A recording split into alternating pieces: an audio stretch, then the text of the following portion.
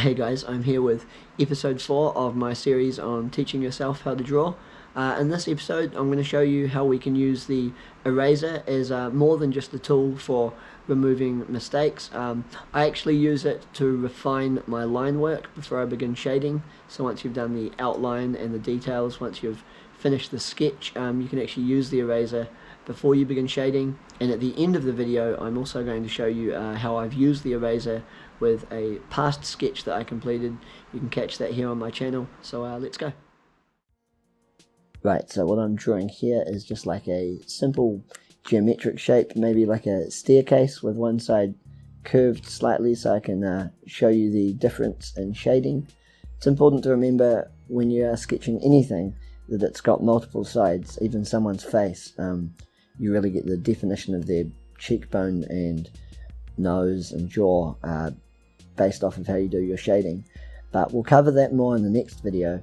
Right now I'm just showing you all these lines I'm doing is with a 4B pencil. So I've got the list of different H, B and the F pencil there. Now for a lot of my drawing career, the majority of it actually, I just use HB pencils. However, recently I bought a 4H and a 4B, and I use the 4H for outlines generally when I do the majority of my sketches, which are realism, portraits, etc. And I use the 4B for shading. For the image I'm doing here, I'm actually using the 4B for the outline, and I'm making the outline fairly dark, because what I'm going to show you next is when it comes time to shade, it's actually better to have left some lines on your drawing slightly lighter, because you don't need a thick dark outline around everything, especially if you're wanting to go for realism. Of course, in our last episode and the one before that, we were doing cartoon drawing, and in that instance you do have a dark outline. So really, you know, it depends what you're drawing, what the subject is, but generally speaking, if you are doing lighter shading, you don't want a dark outline. So once you have finished the outline, more often than not, I've done the outline too dark.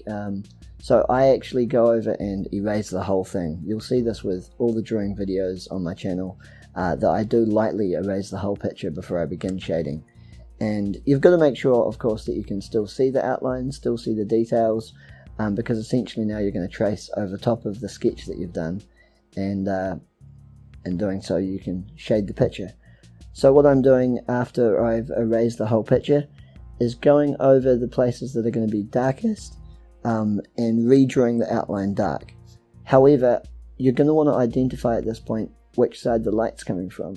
So you'll see here that some of these lines I'm deliberately leaving light and others I'm doing dark. So parts that are not so exposed to the light source, whether it's the sun or whether you're sketching a portrait, perhaps there's a light to one side. The parts that are not exposed to that source are going to be redrawn with a dark outline. The parts that are going to be lighter, you're actually just going to want to leave them as a faint outline. It's better, generally speaking, it's better to leave it lighter and then make it darker as you go than to keep going over it with the eraser. Of course, the eraser is a very important tool, and as I've shown you already, we've erased the whole picture, and now we are redrawing the outline as dark as each component of the picture is going to be. Of course, I'd like to remind you this series is about teaching yourself, and I'm only showing you one method that I use. That might not be how you choose to do it, but this is what I've found, generally speaking, is an efficient way to do it.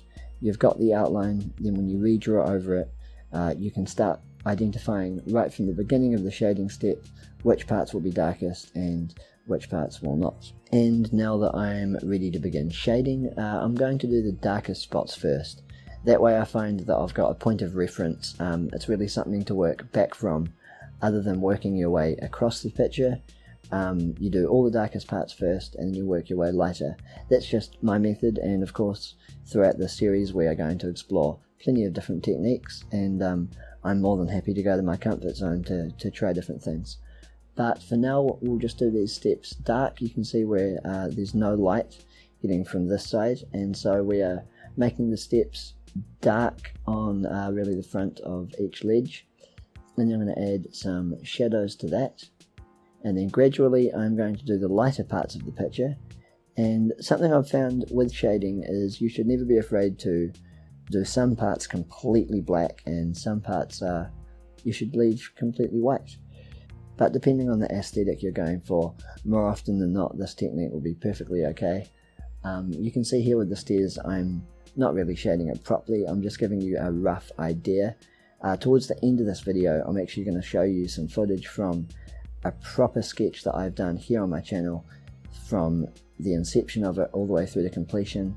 I'm going to show you how I shaded that by utilizing the eraser. So if this video is helping, give it a like. You can see the aesthetic I've gone for has been more just for the purpose of this lesson.